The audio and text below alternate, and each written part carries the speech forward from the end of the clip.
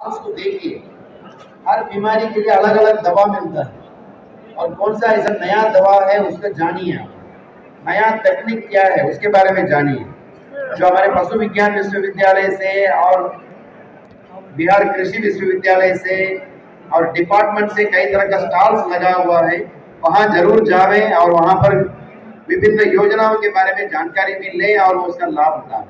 मैं इतना ही कहते हुए ये जो 3 दिवसीय कार्यक्रम है सफलतापूर्वक हो, उसके लिए मैं शुभकामनाएं देता हूँ। बहुत बहुत धन्यवाद।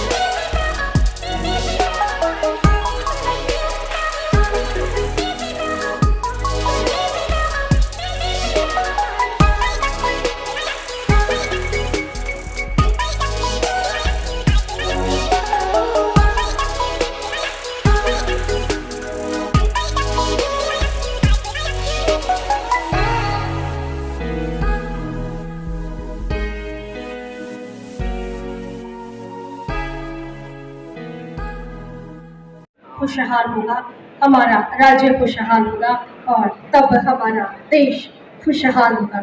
और जब हमारा देश खुशहाल होगा तो निश्चित तौर पर विश्व के मानचित्र पर हम खुशहाली के साथ स्मरण किए जाएंगे, याद किए जाएंगे। इस खुशहाली में हमारे जो कृषक बंधु हैं, हमारे जो पशुपालक बंधु हैं, उनका सर्वाधिक योगदान रहता है, क्योंकि आप अन्नदाता हैं और अन्नदाता के बिना शायद ही संसार की परिकल्पना की जा सकती है। बिल्कुल, हम पैंडेमिक के दौर से गुजरे, 2 से 2.5 वर्ष हमने पैंडेमिक के दौर में गुजारा, लेकिन जो हमारे किसान बंधु हैं, कृषक बहनें हैं, उन्होंने काम करना बिल्कुल नहीं छोड़ा।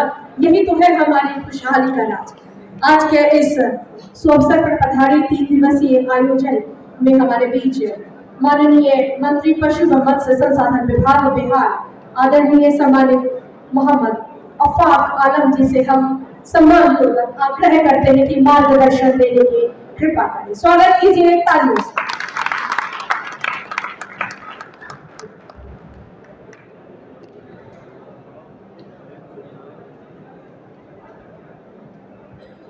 आज विज्ञान भवन में एक सभा के उपस्थित हमारे मुख्यमंत्री कृषि मंत्री सुधाकर जी, हमारे बीच उपस्थित एन सरवन साहब, मीना जी और सभी पदाधिकारीगण। जिले से लोग यहाँ पर आए हुए हैं, ऐसे लोगों का यहाँ पर आमंत्रित करने का और भी अन्य सपोर्ट देने का हम लोगों ने कार्रवाई किया है। और मैं जो कश्यप जी को मैं आश्वस्त करना चाहूँगा, और भी जो भी सपोर्ट चाहिए वो विभाग की ओर से हम लोग देंगे। अभी जो आजकल जलवायु परिवर्तन बहुत बड़ा मुद्दा बन रही है, जलवायु परिवर्तन क्लाइमेट चेंज का इम्पैक्ट है, यानी जो बारिश होने का टाइम, कब बारिश होना है नहीं होना है, धूप बहुत ज़्यादा धूप हो जाना, तो ये सब बहुत ज़्यादा आजकल देखने को मिल रहा है। यही इसका परिणाम ये हो रहा है बिहार जैसे राज्य में कई बार हम लोगों ने बाढ़ का स्थिति देखा पिछले 2 साल, इस साल सुखाड़ जैसी स्थिति उत्पन्न हुई। कई दक्षिण बिहार के खासकर कई जिलों में सुखाड़ जैसी स्थिति है, रोपणी नहीं हो पाया। तो हम लोग इस तरह की स्थिति को झेल रहे हैं। ऐसी जगह पर देखा जा रहा है, जैसे क्षेत्रीय भ्रमण में हम भी गए थे, वहां पर देखा जा रहा है कि जो जलवायु परिवर्तन के चलते किसान के लिए वो अपना खेती कर पाएंगे नहीं कर पाएंगे, उससे आमदनी मिलेगा नहीं मिलेगा, तो ये कहना बहुत मुश्किल हो रहा है आने वाले दिनों में। और आने वाले दिनों में और ज़्यादा इसका जो इसका कुअसर है वो ज़्यादा ही हो रहा है। तो उसको देखते हुए जो अलाइड सेक्टर कहते हैं, किसान को जो अपना खेती के साथ साथ कुछ कुक्कुट पालन करने का काम हो, जो मत्स्य पालन का करने का काम हो, तो वो करना अति आवश्यक हो गया, क्योंकि उससे जो बाढ़ हो या सुखाड़ हो, उतना ज़्यादा इम्पैक्ट जो खेती पर पड़ रहा है उस तरह का उतना ज़्यादा इम्पैक्ट अन्य क्षेत्र में जैसे कुक्कुट पालन हो, मत्स्य हो, बकरी पालन हो, उस पर नहीं पड़ता है। इसलिए भी जरूरी है, हम किसान तो किसान हैं और दो अलग अलग डिपार्टमेंट में हम लोग काम कर रहे हैं, लेकिन किसान तो किसान है, वो खेती भी करेंगे और कुक्कुट पालन भी करेंगे, बकरी भी रखेंगे और तालाब टाइप का है तो मत्स्य पालन भी करेगा। तो ऐसी स्थिति में किसान को सब तरह का सपोर्ट कैसे हो, वो भी हम लोग राज्य सरकार की ओर से काम किया जा रहा है, उस पर भी हम लोग करेंगे। मैं ज़्यादा समय नहीं लूँगा क्योंकि माननीय मंत्रियों को हम लोगों का सुनना है।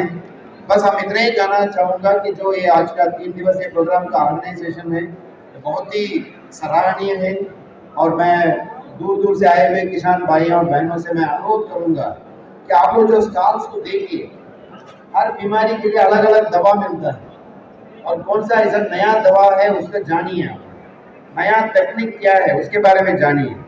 जो हमारे पशु विज्ञान विश्वविद्यालय से और बिहार कृषि विश्वविद्यालय से और डिपार्टमेंट से कई तरह का स्टॉल्स लगा हुआ है, वहाँ जरूर जावें और वहाँ पर विभिन्न योजनाओं के बारे में जानकारी भी लें और उसका लाभ उठाएं।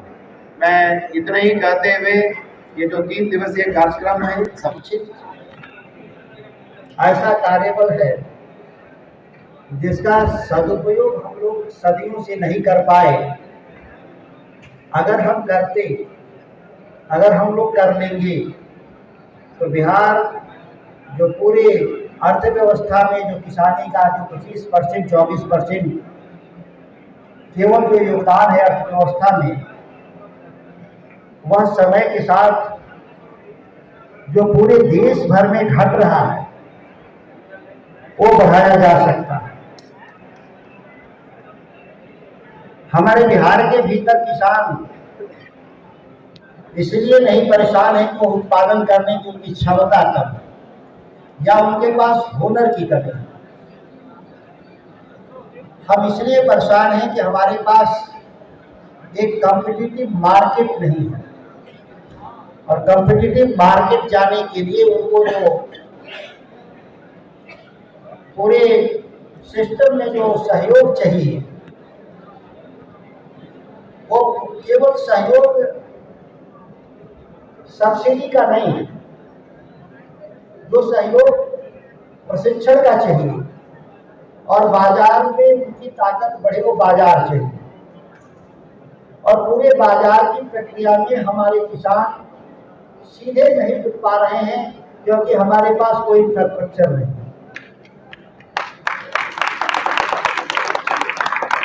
इसीलिए जो हम लोग अभी जो बिहार की जो मंडियां हैं 54, जिसका हम लोग आधुनिकीकरण की प्रक्रिया शुरू कर चुके हैं 2700 करोड़ लगा करके, उन सभी मंडियों में हम लोग मछली पालकों और ऐसे गतिविधियों से जुड़े हुए लोगों के लिए अलग से प्लेटफॉर्म डेवलप कर रहे हैं कि अपने राज्य के किसान वहां अपने उत्पाद को ठीक से बेच सकें, जिसको हम बोलते हैं बायर और सेलर। जब एक जगह उपस्थित नहीं होगा एक प्लेटफॉर्म पर तो फिर व्यापार बढ़ेगा कैसे। अब ये आधुनिक सिद्धांत जिन लोग देने वाले लोग हैं कि बिना मंडियों का व्यापार होगा, क्या जात इतिहास में बिना मंडी का व्यापार हुआ? कोई मंडी जो आज है गांवों में कोई आज नई परंपरा नहीं है। इस देश के इतिहास को उठा के देख लीजिए, 2000 सालों से ज्यादा से इस देश में मंडियां कायम है, जिसको ग्रामीण मंडी हाट कहते हैं और सब्जी के क्षेत्र में उसको हम शक्ति बोलते हैं।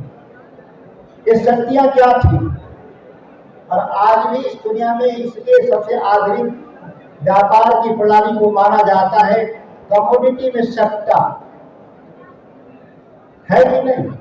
आश्चर्य, इस देश के दुनिया के सभी अर्थशास्त्री कमोडिटी में सट्टे को बढ़ावा देने की बात करते हैं, लेकिन वो सट्टा शब्द निकला कहां से? वो हमारे जो शक्ति जो प्रणाली है, बाजार की प्रणाली, जिसको हम लोग इतिहास में आज भी शक्ति कहते हैं, आज भी किसान अपने उत्पादन को शक्तियों में ले जाता है और खरीदार जिस शक्तियों में इसलिए जाता है, उसकी दो गारंटी के हैं। एक तो गुणवत्तापूर्ण मिलेगा, दूसरा ताजा मिलेगा और तीसरी गारंटी कि सस्ता मिलेगा। आप ध्यान दीजिए कि जब बाजार में आप सरकारों का जब हस्तक्षेप नहीं था, अब भी नहीं है, केवल हस्तक्षेप कहाँ है, वो केवल कमोडिटीज में है, चावल और गेहूं, इसके सिवा सरकार का कहाँ हस्तक्षेप है। लेकिन जो एक जरूरत के जो प्लेटफॉर्म है मंडी, उसको भी हाथ खींचना चाहते हैं लोग सरकारों के तौर पे, तो आश्चर्य होता है कि देश किसानों का है कि देश कारोबारियों का है। कहते थे लोग हैं कि भारत किसानों का देश है, सरकारें चलती हैं किसानों के लिए, लेकिन जब हम काम करने की बारी आती है तो हम अपनी भूमिकाओं को समेट इसलिए लेना चाहते, इस बहाने के पैसे की कमी है। सवाल पैसे का नहीं है, हम जिन विभागों को चलाते हैं उसमें बहुत जरूरत नहीं है पैसे चलाने के लिए। हमारे इस राज्य के भीतर अगर हम किसानों की बात करें तो हमारी भूमिका कहाँ है, कृषि मंत्री के तौर पे या हम कृषि मंत्रालय के तौर पे। अगर हम पूरे उत्पादन की प्रणाली को समझें तो लागत अगर उनका है 100 रुपए, तो उसमें मुश्किल से हम 2 या 3 रुपए बिहार सरकार के रूप में हम उसमें लगाते हैं।